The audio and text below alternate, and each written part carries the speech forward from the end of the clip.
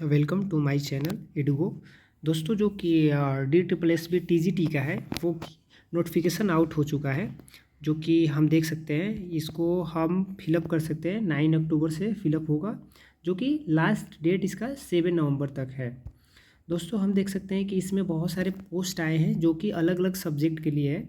TGT math, TGT English, TGT social science, ऐसे Hindi, TGT Sanskrit, ये सब अलग अलग सब्जेक्ट के लिए है। आप उसमें अपने जो सब्जेक्ट में ग्रेजुएशन में किया होगा उसमें आप भर सकते हैं। टोटल पोस्ट जो है वो 5346 है।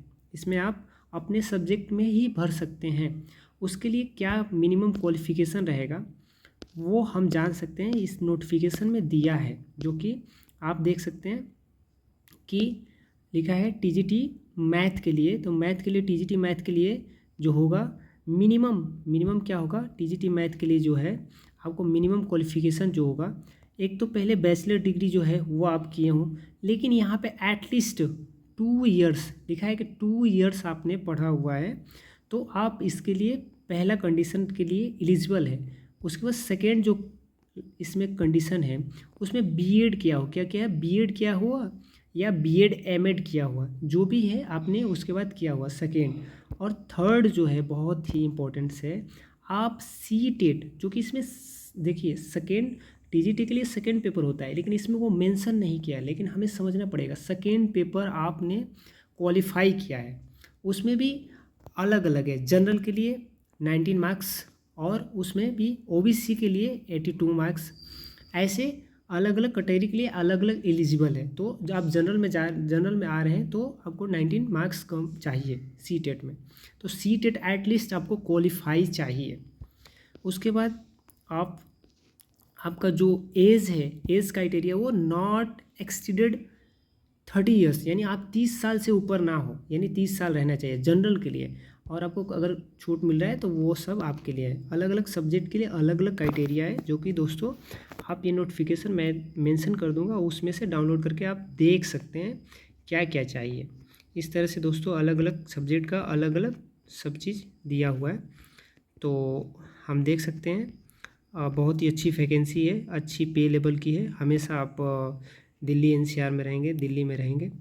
इसमें एक और लिखा है कि आप candidate must be citizen of India, यानी आप इंडिया के सिटीजन हैं तो कहीं से भी आप इसको अप्लाई कर सकते हैं। ऐसा कुछ नहीं है कि अलग स्टेट के हैं तो नहीं करेंगे, कहीं के भी हैं तो आप इसको कर सकते हैं। हाँ, आप इसको जाएंगे ऑनलाइन DSSB online.nic.india पे, वहाँ से 9 अक्टूबर से ये अप्लाई होगा। वहाँ से आप मिस्टेक मत करिएगा, जो भी होगा ऑनलाइन मोड में इस एप्लीकेशन को सबमिट करना है। ये जो एप्लीकेशन फ़ी है वो भी मेंशन किया है, ओनली 100 रुपीज़ है, नॉट ज़्यादा नहीं है, 100 रुपीज़ ही है। तो आप 100 रुपीज़ वहाँ पे करिएगा ऑनलाइन मोड में। अब दोस्तों मैं मोस्ट इम्पॉर्टेंट इसका पेपर, अब सबको लगता है कि क्या अब पेपर 2 होंगे, इंटरव्यू होगा, नहीं, कुछ नहीं। इसमें ओनली 1 पेपर होगा। इस पेपर को आप क्वालिफाई करते हैं, इसी से फाइनल मेरिट बनता है। और आप इसमें अगर क्वालिफाई कर जाते हैं तो फिर आपको सिलेक्शन हो जाता है। इसमें टायर 1 है, जो कि हाँ सबसे इम्पोर्टेंस है, कम समय मिलता है। ये पेपर हार्ड नहीं होता है, लेकिन कम समय में आपको ज़्यादा क्वेश्चन अटेम्प्ट करने पड़ते हैं, यानी 120 मिनट्स में 200 क्वेश्चन करने पड़ते हैं। तो दोस्तों इसमें पहले सेक्शन होता है ए में क्या होता है, उसमें 100 क्वेश्चन रहते हैं ए में, जो कि 20 क्वेश्चन जनरल अवेयरनेस से रहता है, और उसके बाद से जनरल इंटेलिजेंस एबिलिटी मतलब रीजनिंग से रहता है। उसके बाद मैथ से रहता है 20 क्वेश्चन, और 20 हिंदी और 20 इंग्लिश रहता है। टोटल मिला के 100 क्वेश्चन रहते हैं, जो कि 60 मिनट में करना पड़ता है दोस्तों। और इसमें से पहले था कि 14% मार्क्स सेक्शन ए में लाना जरूरी था, लेकिन इस साल से इसको हटा दिया है। अब क्या क्या है कि आप सेकेंड वाले सेक्शन में, जो कि आप जिस सब्जेक्ट से होंगे, ये पहले वाला सेक्शन तो सबके लिए कॉमन होगा, लेकिन सेकेंड वाले सेक्शन में जैसे आप इंग्लिश सब्जेक्ट आपका TGT इंग्लिश है तो इंग्लिश से देंगे, अगर सोशल साइंस है सोशल साइंस से देंगे, उससे देंगे ये सेकेंड वाला सेक्शन। और सेकेंड वाले सेक्शन में 14% लाना कंपलसरी है जनरल के लिए। ऐसे ऐसे दिया है क्राइटेरिया, जो कि हम देख सकते हैं, नोटिफिकेशन में मेंशन है।